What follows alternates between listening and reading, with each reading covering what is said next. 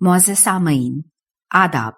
आज जो किताब आपकी खिदमत में पेश की जा रही है उसका उन्वान है पेतरस के मज़ामीन। ये किताब फरवरी सन 2003 में फजली सन्स प्राइवेट लिमिटेड की जानिब से शाया की गई और ये किताब national audio library for the blind की जानिब से पेश की जा रही है। मैं हूं सदाकार हुमैरा तहसीन। पेश खिदमत है मजमून नंबर 5 अज जनाब पतरस बुखारी। मैं एक मियाँ हूं। मैं एक मियाँ हूं, मुतीओ फरमाबरदार।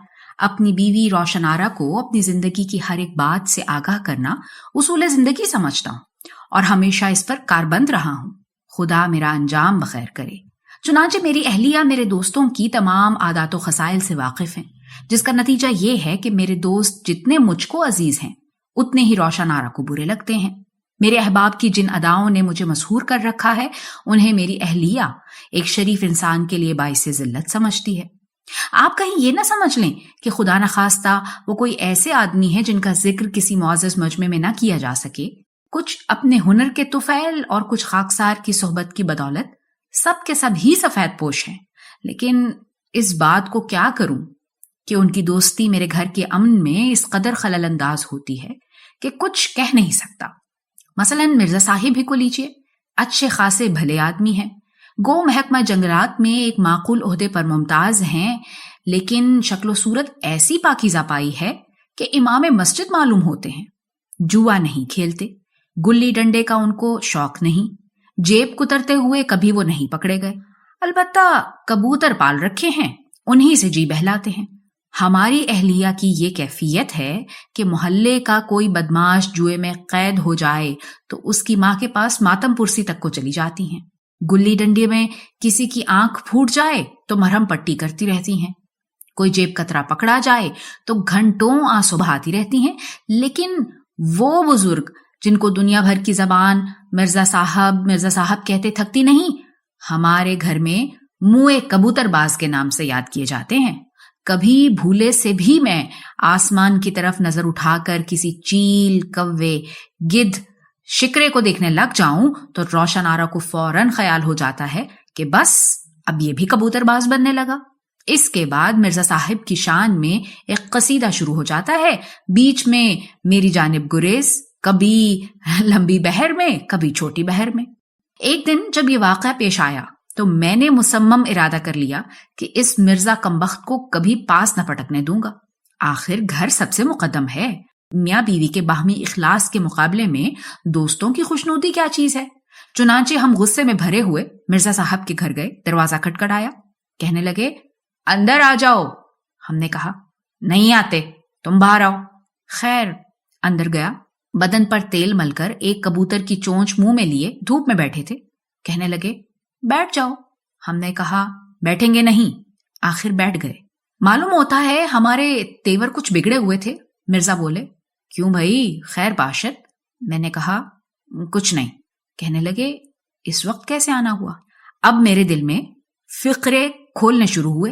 पहले इरादा किया कि एकदम ही सब कुछ कह डालो और चल दो, और फिर सोचा कि मजाक समझेगा, इसलिए किसी ढंग से बात शुरू करो। लेकिन समझ में ना आया कि पहले क्या कहें। आखिर हमने कहा मिर्जा भाई कबूतर बहुत महंगे होते हैं।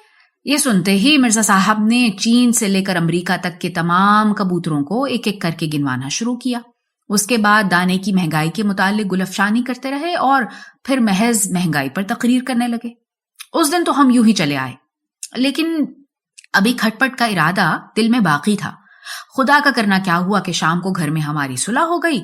हमने कहा चलो अब मिर्जा के साथ बिगाड़ने से क्या हासिल। चुनांचे दूसरे दिन मिर्जा से भी सुलह सफाई हो गई। लेकिन मेरी जिंदगी तल्ख करने के लिए एक न एक दोस्त हमेशा कारामद होता है। ऐसा मालूम होता है कि फितरत ने मेरी तबीयत में कबूलियत और सलाहियत कूट कूट कर भर दी है, क्योंकि हमारी अहलिया को हम में हर वक्त किसी न किसी दोस्त की आदत की झलक नजर आती रहती है। यहां तक कि मेरी अपनी जाती शख्सी सीरत बिल्कुल ही नापैद हो चुकी है। शादी से पहले हम कभी कभी 10 बजे उठा करते थे, वरना 11 बजे। अब कितने बजे उठते हैं इसका अंदाजा वही लोग लगा सकते हैं जिनके घर नाश्ता जबरदस्ती सुबह के 7 बजे करा दिया जाता है। और अगर हम कभी बशरी कमजोरी के तकाजे से मुर्गों की तरह تڑکے اٹھنے میں کوتاہی کریں تو فوراً ہی کہہ دیا جاتا ہے کہ یہ اس نکھٹو نسیم کی صحبت کا نتیجہ ہے۔ ایک دن صبح صبح ہم نہا رہے تھے، سردی کا موسم، ہاتھ پاؤں کانپ رہے تھے، صابن سر پر ملتے تھے تو ناک میں گھستا تھا کہ اتنے میں ہم نے خدا جانے کس پراسرار جذبے کے ماتحت غسل خانے میں الاپنا شروع کیا اور پھر گانے لگے کہ توری چھل بل ہے نیاری۔ اس کو ہماری انتہائی بد مذاقی سمجھا گیا اور اس بد مذاقی کا اصل منبع ہمارے دوست پنڈت جی کو ٹھہرایا گیا۔ لیکن حال ہی میں مجھ پر ایک ایسا سانحہ گزرا کہ میں نے تمام دوستوں کو ترک کر دینے کی قسم کھا لی ہے۔ 3-4 دن کا ذکر ہے کہ صبح کے وقت روشن آرا نے مجھ سے میکے جانے کے لیے اجازت مانگی۔ جب سے ہماری شادی ہوئی ہے روشن آرا صرف 2 دفعہ میکے گئی ہے، اور پھر اس نے کچھ اس سادگی اور عجز سے کہا کہ میں انکار نہ کر سکا۔ کہنے لگی تو پھر میں 1:30 بجے کی گاڑی میں چلی جاؤں؟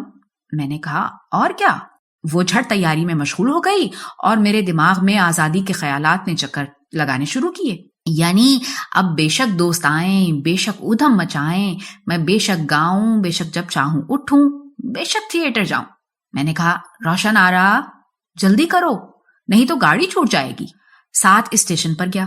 جب گاڑی میں سوار کرا چکا تو کہنے لگی خط روز لکھتے رہیے۔ میں نے کہا ہر روز، اور تم بھی کھانا وقت پہ کھا لیجئے، اور وہاں دھلی ہوئی جرابیں اور رومال الماری کے نچلے خانے میں پڑے ہیں۔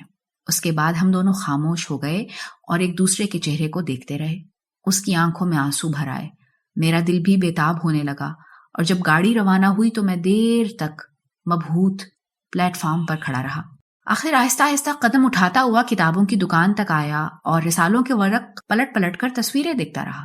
ایک اخبار خریدا، تہہ کر کے جیب میں ڈالا اور عادت کے مطابق گھر کا ارادہ کر لیا۔ پھر خیال آیا کہ اب گھر جانا ضروری نہیں رہا، اب جہاں چاہوں جاؤں، چاہوں تو گھنٹوں اسٹیشن پر ہی ٹہلتا رہوں۔ دل چاہتا تھا قلع بازیاں کھاؤں۔ کہتے ہیں جب افریقہ کے وحشیوں کو کسی تہذیب یافتہ ملک میں کچھ عرصے کے لیے رکھا جاتا ہے تو گو وہ وہاں کی شان و شوکت سے بہت متاثر ہوتے ہیں، لیکن جب واپس جنگلوں میں پہنچتے ہیں تو خوشی کے مارے چیخے مارتے ہیں۔ کچھ ایسی ہی کیفیت میرے دل کی بھی ہو رہی تھی۔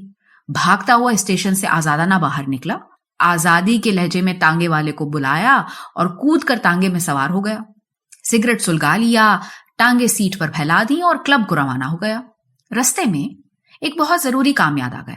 تانگا موڑ کر گھر کی طرف پلٹا، باہر ہی سے نوکر کو آواز دی، امجد، حضور، دیکھو حجام کو جا کے کہہ دو کہ کل 11 بجے آئے۔ جی بہت اچھا، 11 بجے، سن لیا نا؟ کہیں روز کی طرح پھر 6 بجے وارد نہ ہو جائے۔ جی بہت اچھا حضور، اور اگر 11 بجے سے پہلے آئے تو دھکے دے کر باہر نکال دو۔ یہاں سے کلب پہنچے۔ آج تک کبھی دن کے 2 بجے کلب نہ گیا تھا۔ اندر داخل ہوا تو سنسان، آدمی کا نام و نشان تک نہیں۔ سب کمرے دیکھ ڈالے، بلیئرڈ کا کمرہ خالی، شطرنج کا کمرہ خالی، تاش کا کمرہ خالی، صرف کھانے کے کمرے میں ایک ملازم چھریاں تیز کر رہا تھا۔ اس سے پوچھا، کیوں بے، آج کوئی نہیں آیا؟ کہنے لگا، حضور آپ جانتے ہیں اس وقت بھلا کون آتا ہے؟ بہت مایوس ہوا، باہر نکل کر سوچنے لگا کہ اب کیا کروں، اور کچھ نہ سوجھا تو وہاں سے مرزا صاحب کے گھر پہنچا۔ معلوم ہوا ابھی دفتر سے واپس نہیں آئے۔ دفتر پہنچا، دیکھ کر بہت حیران ہوئے۔ میں نے سب حال بیان کیا۔ کہنے لگے، تم باہر کے کمرے میں ٹھہرو، تھوڑا سا کام رہ گیا ہے، بس ابھی بھگتا کے تمہارے ساتھ چلتا ہوں۔ شام کا پروگرام کیا ہے؟ میں نے کہا، تھیٹر۔ کہنے لگے، بس بہت ٹھیک ہے، تم باہر بیٹھو، میں بس ابھی آیا۔ باہر کے کمرے میں ایک چھوٹی سی کرسی پڑی تھی، اس پر بیٹھ کر انتظار کرنے لگا اور جیب سے اخبار نکال کر پڑھنا شروع کر دیا۔ شروع سے آخر تک سب پڑھ ڈالا، اور ابھی 4 بجنے میں 1 گھنٹہ باقی تھا، پھر سے پڑھنا شروع کر دیا۔ سب اشتہار پڑھ ڈالے اور پھر سب اشتہاروں کو دوبارہ پڑھ ڈالا۔ آخر کار اخبار پھینک کر بغیر کسی تکلف یا لحاظ کے جمائیاں لینے لگا، جمائی پہ جمائی، جمائی پہ جمائی، حتیٰ کہ جبڑوں میں درد ہونے لگا۔ اس کے بعد ٹانگیں ہلانا شروع کی، لیکن اس سے بھی تھک گیا۔ پھر میز پر طبلے کی گتیں بجاتا رہا۔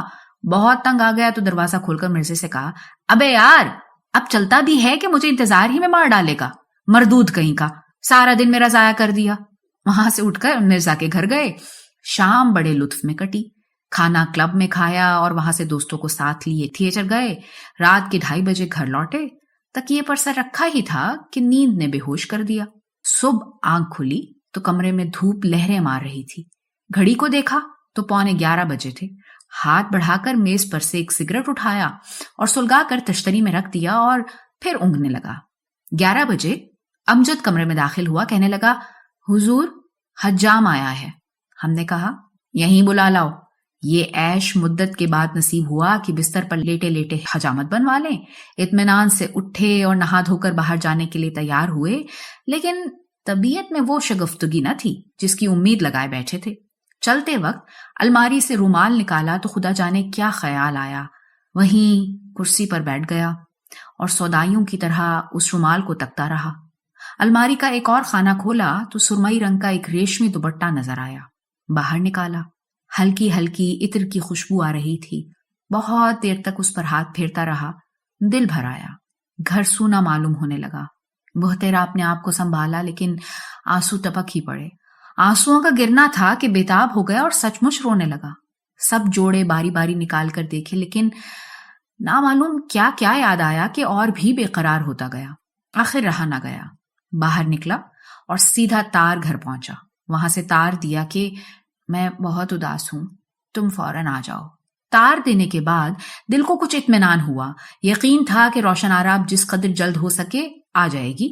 उससे कुछ ढारस बन गई और दिल पर से जैसे एक बोझ हट गया। दूसरे दिन दोपहर को मिर्जा के मकान पर ताश का मार्का गर्म होना था। वहां पहुंचे तो मालूम हुआ कि मिर्जा के वालिद से कुछ लोग मिलने आए हैं। इसलिए तजवीज ये ठहरी कि यहां से किसी और जगह से रख चलो। हमारा मकान तो खाली था ही। सब यार लोग वहीं जमा हुए। अमजद से कह दिया कि अगर हुक्के में खलल जरा भी वाक़ हुआ तो तुम्हारी खैर नहीं, और पान इसी तरह से मुतवातिर पहुंचते रहें कि बस तांता लग जाए। अब इसके बाद के वाकयात को कुछ मर्द ही अच्छी तरह समझ सकते हैं। शुरू में तो ताश बाकायदा और बाज़ाब्ता होता रहा।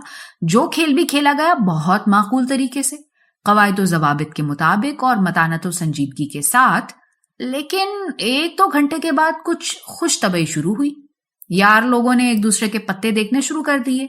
ये हालत थी कि आंख बची नहीं और एक आध काम का पत्ता उड़ा नहीं, और साथ ही कहकहे पर कहकहे उड़ने लगे।